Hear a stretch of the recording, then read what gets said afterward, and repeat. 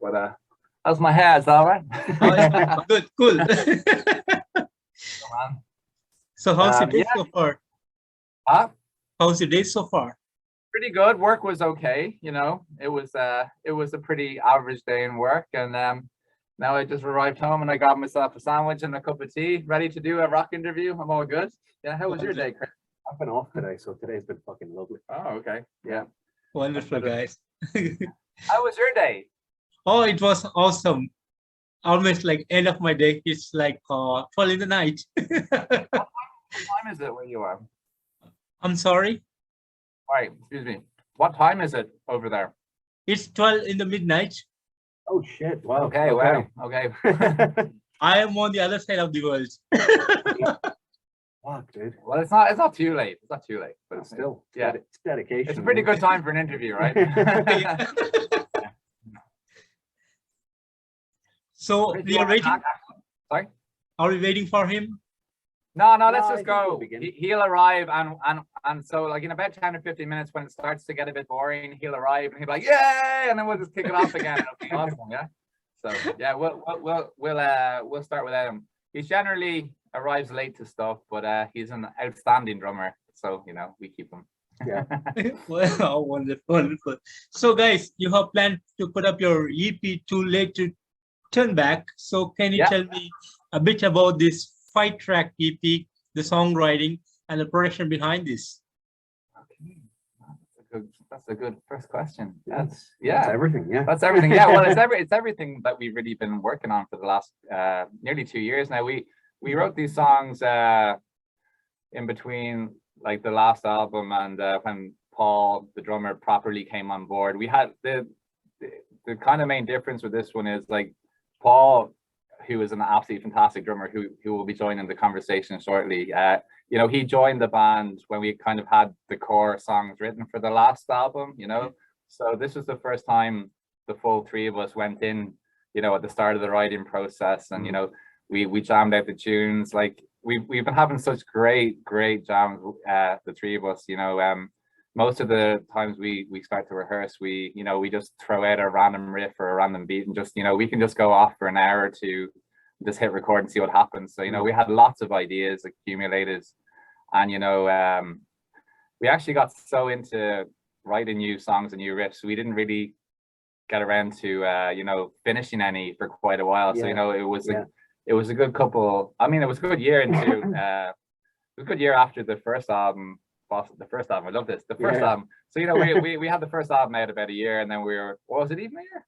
Not even. Like, no. The first album had been such a long and convoluted process. True, yeah. There was a huge overlap really between, you know, we'd be in the rehearsal space practicing new stuff, working on new material, but then back in the studio mixing all the old stuff again, and it was very back and forth for an awful long time. That's true. I forgot about that. Yeah. Yes. So it's been a really busy couple of years, despite the fact that there was a long time where we weren't allowed to be in the same room as one another. There was mixing going on. There were ideas coming in for new songs. I think the band was able to evolve a little after Paul joining as well, because big time. He's grade 7, I think, jazz drummer. Yeah, he's an incredible jazz drummer, but he just loves to rock, you know, and he doesn't get too artsy. He just knows what to play, and it's fantastic. So there's a lot of Paul's influence is definitely on this, and you'll hear a lot of a different kind. Well, not a huge different direction to the last set of songs, but you know, just more polished, more expression, more mature. Yeah. You know. And we've never really had the chance to work with a drummer from the start. You know, we like a lot of our previous incarnations, and even the first album was written, and we kind of had the songs ready, and we got drummers in to try and help us. You know, this is the first time, like I said, we've been just the three of us together. You know, and it was 2 years just before the lockdown started. Really, about 2 years ago, we went in to start actually recording these properly. And as Chris said, you know, it's taken nearly a full 2 years to come to the other side of it. And on the way, you know, there was certain new ideas came and went, and it's been, you know, the songs almost developed longer than they would have if we, you know, if this lockdown didn't happen, I suppose.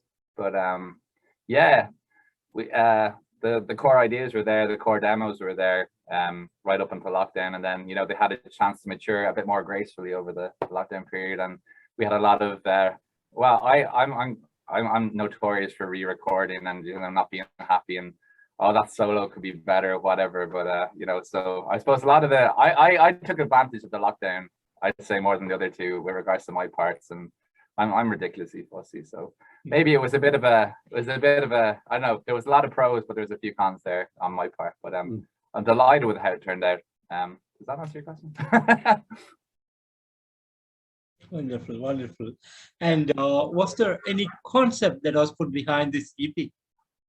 Yeah, like I suppose in general, I like, from a subject matter point of view, I still kind of stick with the looking for a positive light in negative situations, and a lot of it spills over from other bands I was in, like just clashing of personalities and ending relationships here and there, and looking to kind of brighter futures ahead. Like I mean, I've said this before,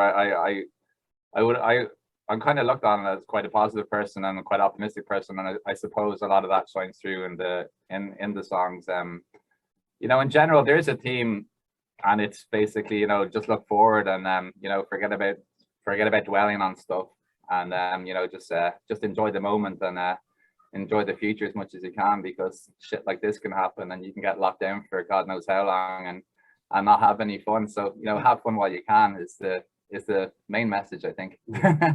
Amazing. And was there any particular reason for coming up with an EP? You could have added a couple of more songs and made it into a full-length album. So was there any particular reason to come with an EP? I think a big part of it was the ordeal that we had trying to record a 15-track album as our first venture. Like that was an ambitious project that we felt that, I mean, we had the material ready to go, and the beauty of this EP is that we already have the material for our next EP ready to go. But we felt that something we kept noticing when we went back to the studio was that we'd notice an issue maybe with a level or a balance in a recording in the later tracks, but when we went to the studio, we'd focus on going one by one through, and then things would change a lot. So it felt like we were constantly working on the same 5 or 6 songs. Yeah, it was like a really hard video game with no save state. You'd always start at level 1, and you get really good at level 1, and by the time you got to level 15, you realize you hadn't had a lot of experience. So you'd polish song 1, you get to song 15 and realize it's very unpolished. So with an EP with 5 tracks, we were able to kind of use each session in the studio to kind of I don't know, produce each one equally. Yeah. And I think it was with a view of having something more polished, something more mature, as you put it, something that flowed more consistently, I think, from start to finish. And we worked with the same studio, the same engineer, and I think also we just wanted to keep him sane. I think we may have nearly broken with the last one. So I think he had to buy new memory for his computer to like have enough space for our album. Yeah. But I think as well, I mean, with the way that people listen to music now too, that people kind of jump into a track here or there on Spotify, rather than I think sitting down with a CD or a vinyl and really experiencing an album from start to finish. That we think that an EP works maybe a little better for a shorter attention span, or for for someone who is coming into a band that they've never heard of. Like facing into a 15-track album is a commitment, whereas facing into a 5-track EP, we feel would give a better taster that way, And I think also, we kind of decided before all the craziness started that, oh, let's release this one. Let's take, 3 or 4 months to make it, and then let's just go in and do the next one, So I think there was a bit of that as well. We'd have EP1 and then EP2, soon after, but with the way everything went, that I don't know, that didn't happen. Yeah. Wonderful. And you guys have any plans to come up with any music video for this particular EP? I'd like to make one for every song. I wanted to do that with the last album as well. I ended up kind of making the videos just with just some budget Windows software and some live footage for about 3 songs or 4 maybe, with the last one, and it was a lot of work. So my goal would have been to do a video for every song in the last one. So I think we'll definitely do a video for every one on this one. And then maybe revisit the old one and make more videos. I like making videos, but I just don't have the time. Yeah. Wonderful, wonderful. And the last album, Fossil, was quite an amazing album that you guys created, and it's totally awesome to listen to. And how, as a band, do you feel about the outcome of Fossil, and how was the reaction from the fans and listeners around the world?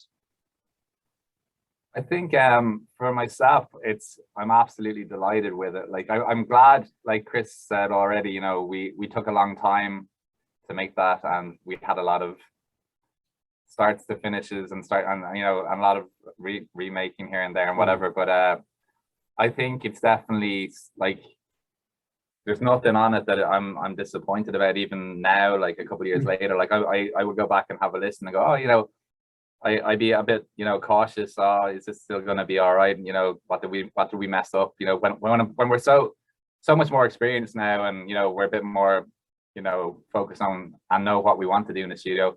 But no, I'm still I'm delighted with how it turned out.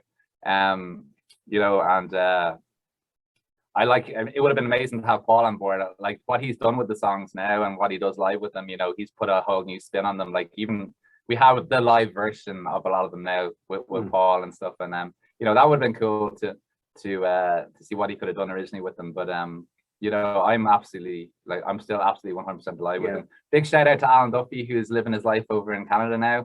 He's the drummer on Fossils. He's a absolute legend of a man. So hey, Alan, if and when you listen to this, we love you.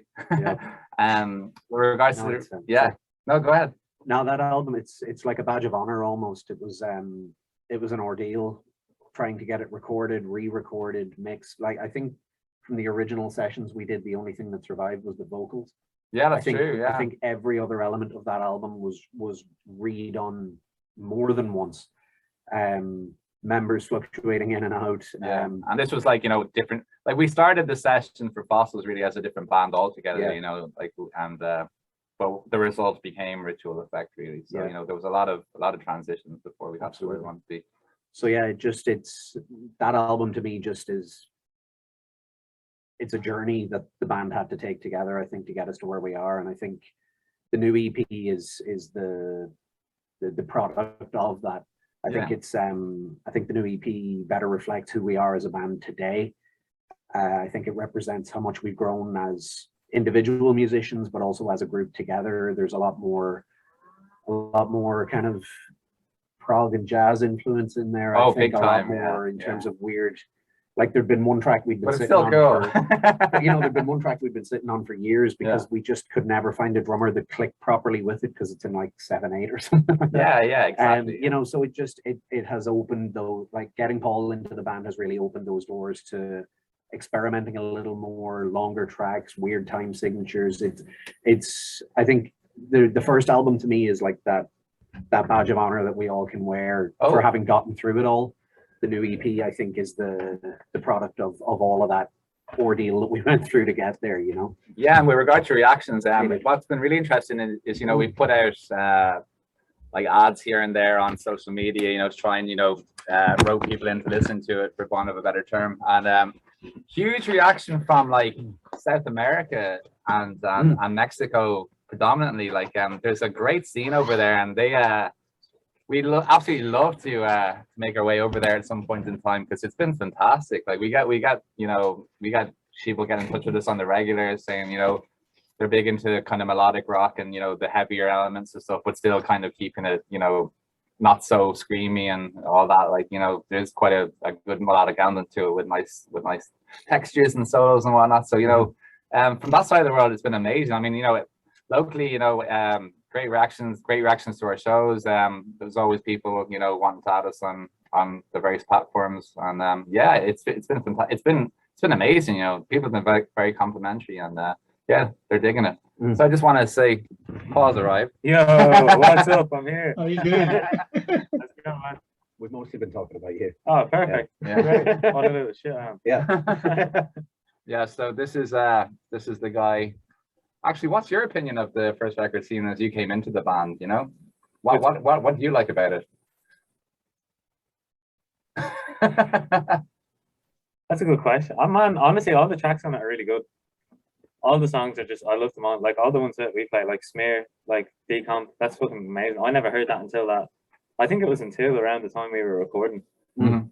I didn't hear one of the songs, like most of the songs, like Long Time Dead and all those were like pretty new to me. Yeah, we had you know, we had him jump into the band and learn kind of a core few songs, and then yeah, there was some that you just hadn't actually got around to checking out. Yeah, and then far too late. Like I learned that ages ago. We started playing that things like that, you know. So yeah, it's been interesting. Yeah, I was just saying how you like to, you know, you put a nice live spin on them and stuff, and it's you almost Yeah, bring them into a new world, you know. It was nice listening back to the other drummer because he was like real, like, you know, he was like real like metal. You can tell. Like the double bass, it's like real straight. I like it, but at the same time, like writing this stuff, there was like a bit more freedom to it. You know, you can start kind of jazzing around it. I like that. You know, getting a bit more free, but it's still solid songs. Like they're still real straight hitters. It's just a bit more to it. You know what I mean? Yeah. So good timing on your arrival there. Yeah, I know, right? Yeah. Wonderful, wonderful. And how do we describe the genre, the sound you are creating? You guys sounds like grunge, sometimes alternative, there is metal, there is jazz, there is classic rock, everything blend together. So are you trying to create some kind of new genre over there? And what is the real idea of the making of the music? What do you guys think about that? That's a good question. Yeah, it's a very good question. I think first and foremost, I would still identify us as a grunge band. I think that's kind of where most of our hearts are. But I think you ask any musician, like, oh, how would you classify your band? And they'd be like, oh, we don't sound like anyone else.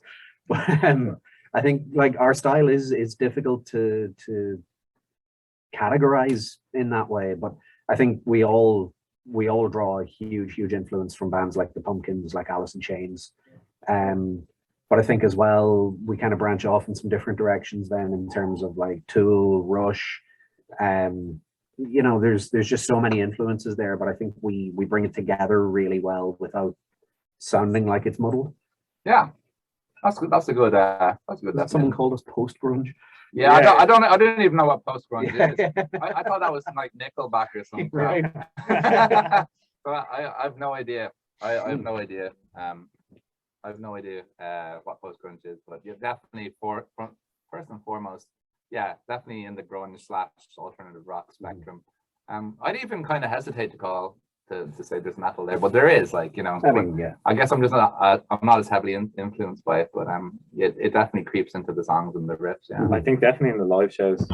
I think it's like grunge and the metal bit is definitely more like, maybe not the grunge so much, like and like metal is definitely more noticeable in like live shows. Because it's so much like different when we're playing it live compared to in the studio. Because you're kind of buzzing off each other. It's just like you're just going for it. Like it's just kind of raw. Yeah. Plus, as well, with it being only the three of us when we play live on stage, it strips back maybe some of the layers of guitar that we have on the recordings. So it does allow some more of that raw energy in the track to come out a little more. Where on the album version, it would be layers and layers of guitar and vocal harmony. And I think there's just an extra rawness to it when we play it live, for sure. So yeah, I can see where you're coming from. Definitely. And also, I love it. I'm just moving the camera to make it like it's a real magic camera here.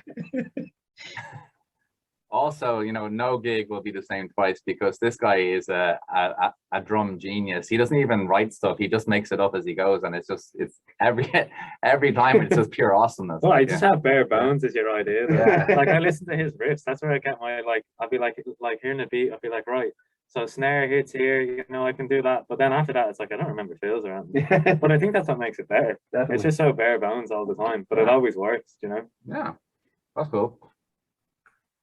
So what would we categorize ourselves as then? Have we got it? Grunge with an asterisk. Yeah. See below. See below. Yeah. Interesting. And is the musical direction gonna be this way, or are you gonna be experimenting much more in the coming days? A good one. Yeah, I'd like to throw a little bit of electric stuff in there. Yeah, you know, especially on an album. Whatever about live, because that'd be like a whole different ballgame. But on an album, if you could get some sounds in the background or like something going, like some weird synths, and it'd work like that. It'd be really good, you know. Yeah, you're kind of you brought the whole Enter Shikari discussion. Yeah, down to yeah. the jamming Like at one they're probably stage. not the best band to Yeah. throw out there, but Yeah. like I actually think some of their albums, like they wrote them very well, and they're like, especially some of the ones around 2012, like when other genres in England were actually becoming big, that was all just DJs. They brought it into the rock. It was amazing. Like, Yeah. Yeah, I'd like to definitely experiment with electronic stuff maybe and some keys, but I think at the core, as long as we don't write stuff like that and then insist on adding a new member primarily just to do that, and then completely change our perspective on how everything works. Because as long as it's just the three of us, we would have to take the Rush Yeah. approach of like, if we can't play it Samples live, and- then we can't. exactly. Yeah. But So we lots can, of foot pedals and yeah. So yeah, like we said with the new songs, there's definitely, you know, the elements of Fossils are still there, the groundwork is still there. We've progressed a fair bit, but we're not quite electronic just yet. You know? But I think even with the new stuff we have, it's still very true to who we are as a band. I think there's a core kind of sound there that we've maintained through everything we've done, but we've developed. So I think it, like, as we go forward, it'll still be true to us. I don't see a massive direction change coming, but it'll be building on what we've got, adding to what we do. Ironically, that like genre post rock, it's loads of instrumental music, but like they're constantly using samples and stuff. But like it's so like minuscule compared to what the drums and guitars are doing, which is like real heavy stuff. But there's like these little sounds in the background that add to it. But I don't know, I think it'd be nice to try. Yeah. Because they just hammer the stuff. Do you know what I mean? For sure. Yeah, and with regards to random sounds, I mean, that's something that I've tried to do live for many years. I just programmed like a MIDI interface to my guitar pedal and just put screaming and gunshots and farting. Well, obviously that's just pure randomness and for live purposes only. But it would be cool to actually sit down and see what we could do with that. That's it. Wonderful. And can you guys tell me how it all started for you guys? How you all got together and started the band? That's an interesting one. Well, for me and Chris, we're the older members, so we played. Well, even then, like, you go way further back. Like we played for many years together in various incarnations of what eventually became Ritual Effect, myself and Chris. But we crossed paths years ago. I was playing in a different band, and Chris was playing in a Metallica tribute band. And this was back like 05, 06? Oh god, it was ages ago. And we played in this really crappy little bar, and who would have known that that chance encounter was gonna shape our musical path for the better for many years to come. So we played then. We were still playing in loads of different bands, but we kept on kind of booking the same gigs and teaming up together and stuff, you know. And we did some random tribute stuff together as well. We ended up in an Alice in Chains band together for a while. We also played that one Smashing Pumpkins tribute night, which was awesome. So we played quite a few tribute nights together, but we never ended up in an original band together for quite a few years. I was trying to poach him from the other bands for quite a while. My experience with bass players hadn't been too hot up to that point, you know, and I knew Chris was solid and I knew he'd be great crack to work with, but the timing just didn't really work for quite a few years. But then when the time was right, I called them up and said, man, we got to do this, you know. And then you know, then the only problem then was getting a reliable drummer. So we played in a couple of bands with the same ideas like this for Ritual Effect, but we didn't get a drummer that gelled with us. Like I was saying, we even had, you know, some guys just come into session for us for the first album for Ritual Effect. We played a bunch of acoustic gigs as well with no drummer, just to actually keep ourselves out there as best we could. And like as fun as it was, like, I mean, it was the most fun we were having. We didn't realize how much more fun it was going to become until I think, you know, I was just putting out ads, countless ads, just like, you know, and drummers would respond, but they didn't either understand what we wanted to do, or they weren't available, or we jam with one and they'd get really angry with us. No names. And you know, again, it was just a case of just biding our time. We didn't want to do anything with the wrong drummer at that stage because we'd put so many years into trying to formulate some sort of musical path for ourselves. Yeah. But then Paul answered, I don't know, what did you answer, an ad or something? Yeah. I think I was out of a band for a while. Like I was out of a band, I was like only young. I was like 15, 16. I think I'd just gone 16. And yeah, I know, right? Yeah. And the band I was with, like I stopped playing with them, like things got weird, whatever, I left. I hadn't played with anyone in like nearly a year. And my mom was actually looking around because I couldn't find anyone. And my mom actually found this ad and was like, yo, like email these guys, whatever, text them. And I think I got in touch. I got the number off it. And I was like, yeah, I'll come out, I'll play. It was like Squeeze Box or something. You didn't even remember putting out the ad. I know, yeah. I just found it so randomly, like. Yeah. And then so Paul arrived, and we absolutely were not expecting a teenager to show up. But even then, I think we thought you were like 18, 19. Yeah, you thought I was in college. so you got dropped over by your dad or something. So yeah, like fair enough. He must be at least in college or something, like, you know, and yeah, he still lives at home, but obviously he's, you know, in college or something like that. And you know, we found out that night, or Yeah, it got to like 9:30. You were like, I gotta go. I've got Started school at tomorrow, 6 yeah. the next day. So that was totally weird. Because first of all, we just had one jam with no expectations, because we were kind of soul destroyed at that point with drummers just not working out. But he came in and Jesus, like it was just like, it was like otherworldly, the stuff he was playing. And you know, for this kid to be like 16 and being the best drummer we'd ever experienced in a jam room and with so much potential, we're like, oh my God, we have to see where this goes. And then it was only a few months later, we were just an absolutely tight, solid unit and writing some serious tunes and just loving it. And Paul's just, you know, it's like there's a fair bit of an age difference between us, let's say, but like it's like we all grew up together sometimes. It's just just jealous of well. We have great crack, and you know, we go out and we play good gigs, and we have a night out afterwards, and it's like see, it just works so well. It's great. So would you agree? Yeah, definitely. I know, it's great crack.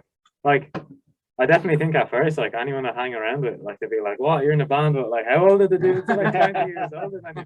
I'm like, nah, it's cool, man, they play really good music. It's not weird. Yeah, it's not weird. Yeah. But like we got stuck into writing like nearly straight away. Yeah. Like we had like it was about a year later. I was with him a year before we got the first gig, or like just before a year, wasn't it? Yeah. It was just under a year. But like we had wrote like so much music. Like at that rate we probably could have had an album out. Anyway, and I was learning all the old songs, and like it was all original, and that's what kind of struck me as more interesting, because I don't mind doing covers, but sick of playing anyone else's music. Kind of want to write my own. Do you know what I mean? Yeah. Worked out well. Yeah. We love you, man. Oh, I love you too, man. Amazing. And is Ritual Effect is just a name, or is there any particular theme or process behind this name? There is a little bit. First of all, like we were nameless for quite a while, and we spent the night kind of going through names. But the main kind of, I suppose, I really wanted to capture the vibe of the actual, you know, of what was going on with us, and you know, the feeling of the band. And I suppose, you know, Ritual Effect, kind of what it's describing, well, from what I understand, it's describing is the ritual being the gigs, the practice, the jam, the music that we're creating, and the effect being the buzz that we're getting and the buzz that everybody else is getting from the music. So, you know, it's the effect of the ritual effect, as you will. I think that's what I interpret the band. And you know, we talked about it for hours over copious amounts of pizza and whatnot. And you know, we threw out ideas, but the word ritual kept on coming back, and then you know, the effect just actually we left. I think we're going to call it Ritual State or something. And then it just wasn't sitting well. And I texted you guys just after you left, and what about effect instead of state? And like, boom, That's boom, yeah. So yeah, it was brewing for a while, but then over a night's worth of proper discussion and getting the heads down, that's what it became. It was like 4 hours, I think. We Yeah. were here for a long time. Like. Yeah, I think predominantly I did not want a band that was either impronounceable, unspellable, unpronounceable, and just I didn't want someone to go, huh? And what does that mean? You know, just Ritual Effect. You know, people don't have to know what it means, and if they do, that's cool because it makes perfect sense. And if not, they just go with it. You know, so, and it's easy to find on Facebook and Spotify and all your free streaming platforms. But yeah, amazing. And or how will be the touring plans be like for you guys? Is everything back to normal in Ireland?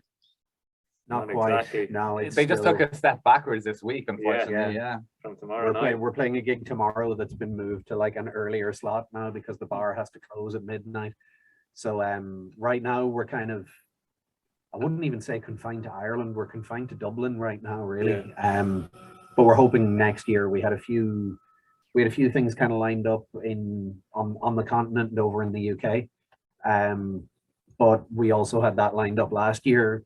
So it's hard to know. We were supposed to be going on tour with POD this year, just gone.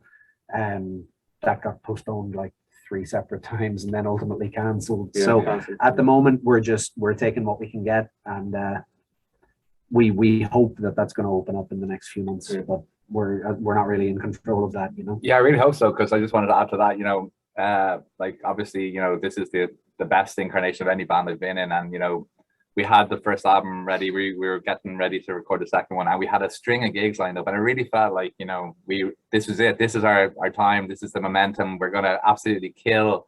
I think I said like something like, watch out 2020, you are ours. And then weeks later, oh, you can't go outside the door. Okay.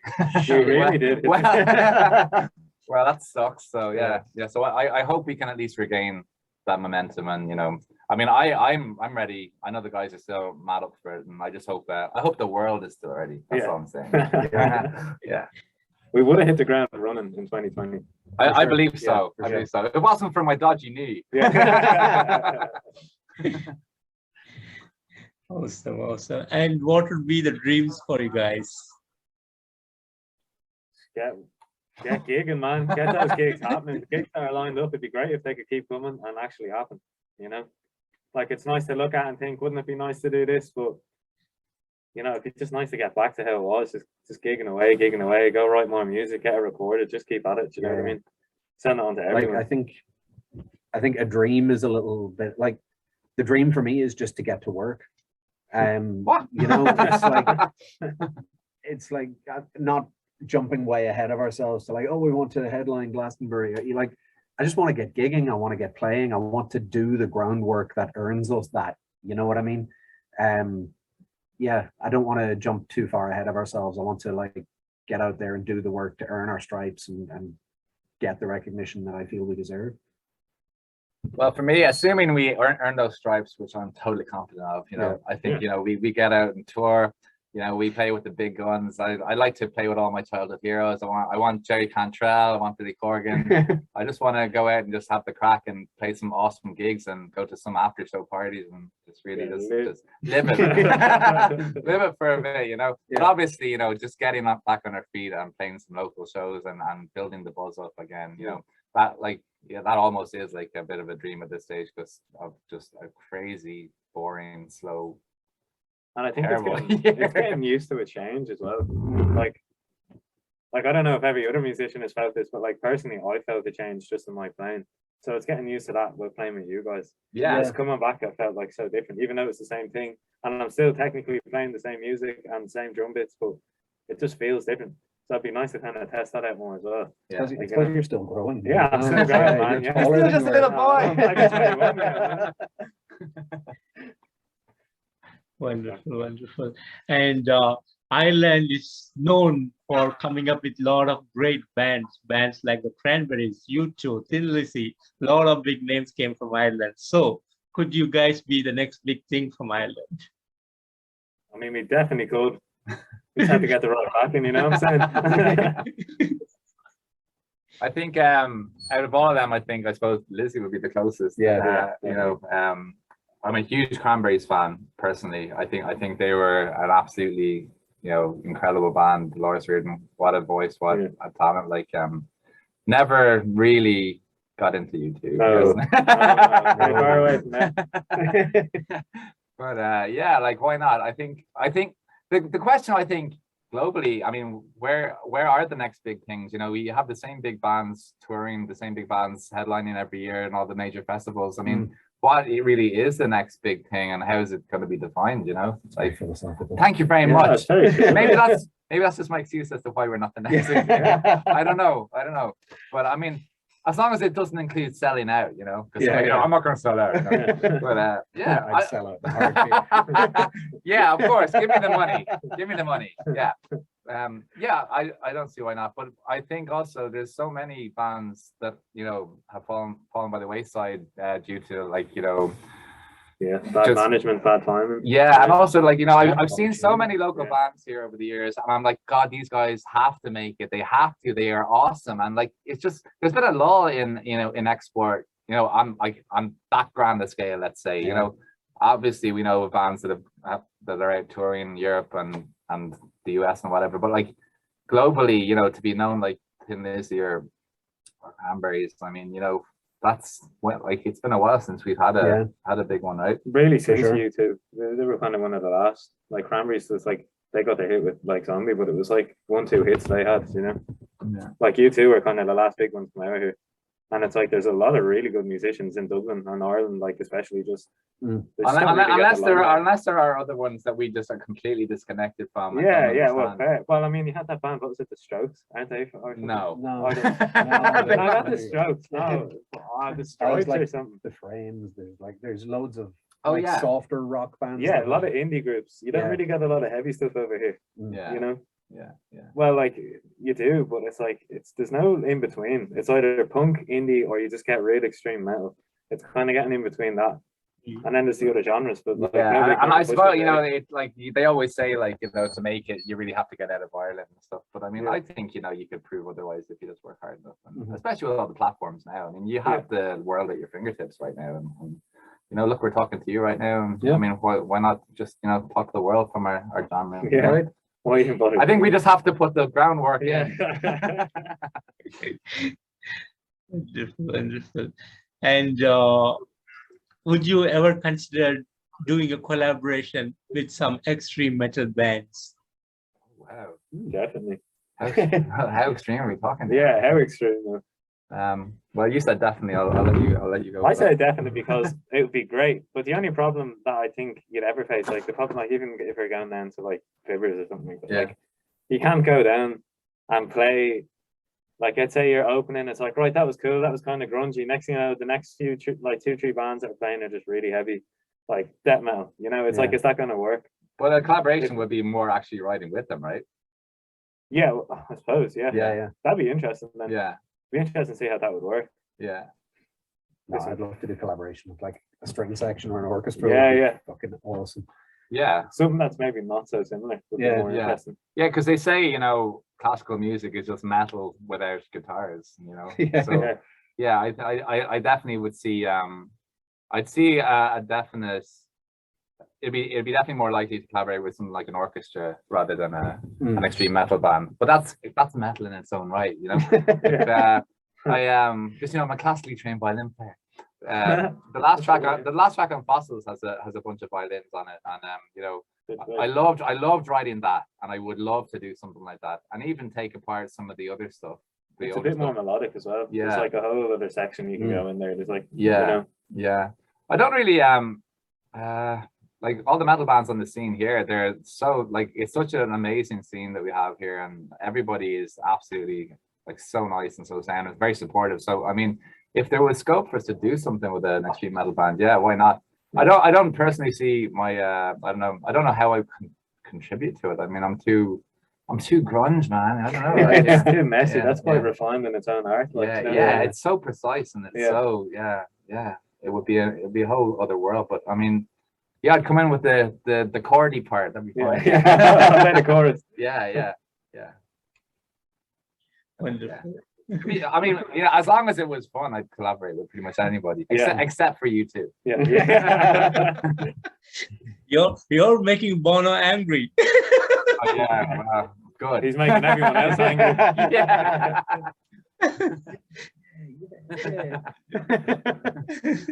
Wonderful. And there are a lot of bands that they'll go out of the box and do something different. So, if talking about your band in the future, will you ever think about doing an album completely done in Gaelic? Oh wow, in Gaelic. You'd be mad into that, wouldn't you? Yeah. I've been saying this since I left school. Like I actually quite liked it in school, like studying the language, but Oh man, I just lost out in school. I never really did much. You know what I mean? No, going back though, I definitely like to do a night course and start writing stuff. Like you could totally get like a whole Celtic approach. Like it's like even artwork in itself would be really interesting. Like adding it to the music would be great though. Yeah, yeah, that would be cool. That would be really cool. Say something. I think trying to sing it would be the difficult part. Yeah. There's There's actually some really cool kind of Celtic metal bands, you know, and they have that whole buzz nailed. Like I think for us it would be just grasping. Like we all learn Irish growing up and in school and stuff, but goddamn, it's taught so badly. Yeah. And you have literally no interest in it by the time you leave school. So it's But then you leave school and you never use it again. no, you use it when you're on holidays and you want to talk to your friends about other people that can't speak Irish. That's the only reason you ever use it. But it would be amazing to first of all get a better grasp of the language. You know, rather than just know how to ask when you go to the toilet or what's for dinner. But yeah, the whole element, the whole Celtic element would be like from a musical point of view. Yeah, I would love to do something. It's a really old language as well, which I think makes it just as interesting as learning any like I don't know, trying Anton, and that's like old, like, do you know what I mean? Yeah, big time. Yeah, so that's a big fat yes. Yeah. Wonderful. And would you guys like to share some of the great moments that you had over the years? Wow, jeez. In this band or in general or what? Just in life. It will be good to hear. That's a mad one. It's been a while since we've had really a memory to even have, let alone share, you know? Jeez, I don't know. I thought the first gig we had was pretty funny. Yeah. Because I think I was still 16 and my family were there. And my nan was worried that I was sweating too much on stage. And she wanted to come up on stage with tissue for me. That's the only one I remember. Thank you, Paul. Yeah. Say something, man. Yeah, it's really tricky because we've only played like one gig in the last 18 months. But no, there's just been a few really cool moments where I think the one that always stands out is the one where the bass pedal fell apart. Yeah, more than once as well. So Paul is like panicking behind the kit because the beater of his bass drum pedal had just fallen off. So like spur of the moment, Mo and I had to like, what's the word, like improvise some sort of solo to fill the gap, and just without even really looking at one another, we were able to fall into it. Yeah, Paulie got his bass pedal fixed, and with like just a look, all three of us just clicked back in and picked up the song where we'd left off. And it's just little moments like that that kind of make you realize you've got something special in a unit and in a band. And yeah, it's little things, just little moments like that on stage that maybe an audience wouldn't even notice, but that just reassures you that you've got something pretty unique. Yeah, I that's actually one of my favorite things ever. Like just to add to that, like we, you know, just to have that kind of unit where you can trust everybody absolutely, you know, not like you don't have to double check what anyone is going to do at this gig. You know everybody has their instruments exactly where it needs to be. That you don't have to do anybody else's job for them. You don't have to carry anybody. You know, it's just such a pleasure jamming with these guys. For my I suppose grand moment, I suppose you know, going back to Fossils, the first album, like I think it was such a struggle in so many ways just to really get to the end of it. You know, there were so many moments where we'd finish a session in the studio and I just would be so low after it. I'll be like, this is not what I want it to sound like. This, you know, the songs are all there. I love the songs. I love playing them, but this is not sounding right. It's not going to turn out right. And, you know, we're going to just be in an endless loop, starting from stage 1, you know, not getting to stage 15 or whatever, and just being absolutely pissed off by the end of it. So I think, like, mainly for me, since we started the band, like, I think just getting to the end of that album and getting it out and getting such a positive response and still being happy with it today, I think for me, that's absolutely the high point, you know. It was a lot of work and a lot of tears, but just to be able to stand over it now and still be happy with it, I think is just awesome. Yeah. So that's my one. Wonderful. Thank you so much for sharing with me today. And finally, what would be the message that you want to give to your fans and to the people who are new to Ritual Effect? Keep listening, man. We're going to be coming. We're going to destroy that stage. You're going to be creaming for it, man. I'm telling you. Just you hold on and be patient, because that's what we're doing. Yeah. I think for me, firstly, it's a huge thank you to everyone that's checked us out and listened to us so far. The numbers were like, anytime I'm feeling kind of low, I log in on Spotify and look at how many plays our tracks have had. And it's just mind-blowing that like one of our songs has been played like 80,000 times or something on Spotify. You That's know? unreal. So firstly, a huge thank you to everyone who has checked us out. But secondly, like, just keep looking out for what's coming, because I think as excited as we are about what we've done already, the direction we feel we're headed in, the songs we have coming out, we're even more excited about that. So yeah, just watch this space. Yeah, that I'd echo all of that, and I'd say to everybody, just everywhere, just hang in there. It's been an absolute bullshit 18 months. We're near, hopefully we made a bit of progress. We're kind of staggering, we're going up and down. We're all feeling it. We're all going to get out of this. It's all going to be beautiful, and when we are out of it, we are just going to rock the fuck out of it. So I hope you're there, because we're going to go as far as we can and as many places as we can, and we're going to play to as many people as we can. Because it's too late to turn back. Because it's too late to turn back. Yes. Thank you for the cue. Thank you for the cue. I forgot what I was saying. And guys, thank you so much for giving me your time today. It's a real pleasure talking to you. And thank you so much. man. Thank you so much for the amazing music you guys been giving us to the world, for the musical fraternity around the world. Thank you so much for that. And I wish you guys all the best and looking forward for the new EP. Thanks so much. Thank you so much. You too, man. Party on, dude. Take care. Take it easy. Thanks a lot. Take care of yourself. Bye-bye. Bye-bye. Bye-bye.